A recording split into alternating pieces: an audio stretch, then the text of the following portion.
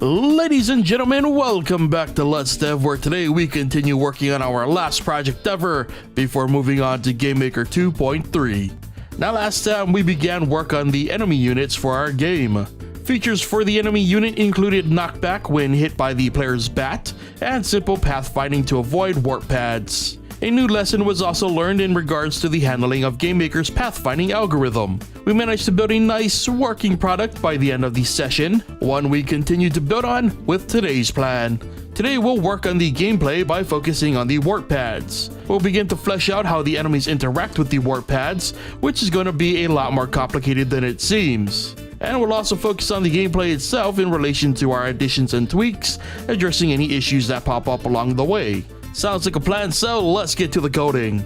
First, by using the pathfinding algorithm, enemies caught in a warp pad would cease to keep moving. So I tried multiple things in order to allow the enemy to move out of the warp pad, if they're not being knocked around, that is. I tried masks, timers, and conditionals, but nothing quite worked like I wanted. So I eventually decided to rely on basic collisions to push the enemy out of the warp pads. This can result in some buggy behavior down the line, but for the sake of time I just went with it.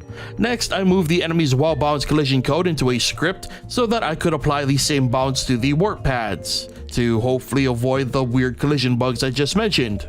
And of course, if the enemy is in the knockback state and the warp pad matches their type, then the enemy is destroyed. The results were kind of hard to follow, but everything seemed to be working. The interactivity between the enemies and pads seemed to be pretty on point, with only a few weird collision hiccups here and there. And nothing game-breaking, so I moved on. Now, to vary up the knocking of the enemies, I then randomized a ton of their variables.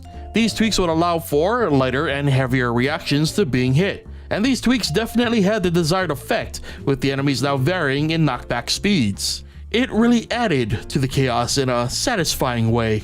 I then tried adding bounce collision to the enemies to attempt a bumper car style bumping amongst them, but it ended up causing too many issues. What was also causing issues was the fact that players could hide on two neighboring pads and the enemies couldn't reach them, so I added pad collision to the player. It wasn't an ideal fix, but again, it worked for what we're trying to achieve, so I moved on.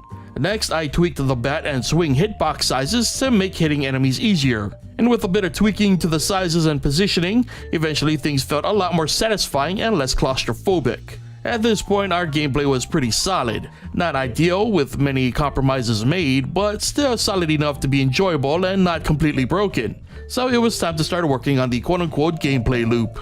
First, a timer was added to the HUD, which controls the spawning of the pads. New pads would be spawned in new spaces when the timer hit 0. However, this timer would also be broken down into states and moments? In the first state, the first moment would spawn the pads. The second moment would trigger the warning phase that new pads will soon be active. The third moment would activate the pads and switch to the next state. And the second state would also have moments. The first moment would switch the pads to the active sprite. The second moment would wait until the end of the pad's lifespan, to which it would then start blinking. This would indicate the pads are soon to be destroyed before reaching the last moment, where the pads are then destroyed and the process repeats itself. With some tweaks to the timing, this eventually worked out exactly as we needed. Pads would have moments of indication before states would initiate, then they do their thing, leave, and the process would repeat. However, as great as this was, my spidey senses started tingling again. Somehow the pathing seemed broken. Again. And once again, drawing the enemy paths confirmed it. So, taking a cue from last time, I assumed the pathing wasn't updating properly.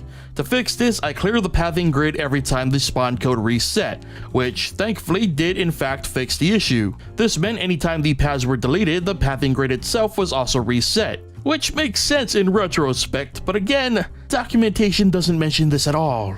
Anyway, this put our game in a pretty solid state. There seemed to be very little to no active bugs, or at least not many that are game-breaking, which means we'll be able to enter into the final episode/session with some much appreciated ease. So next episode we'll clean things up a bit and add a few final bells and whistles, including difficulty progression.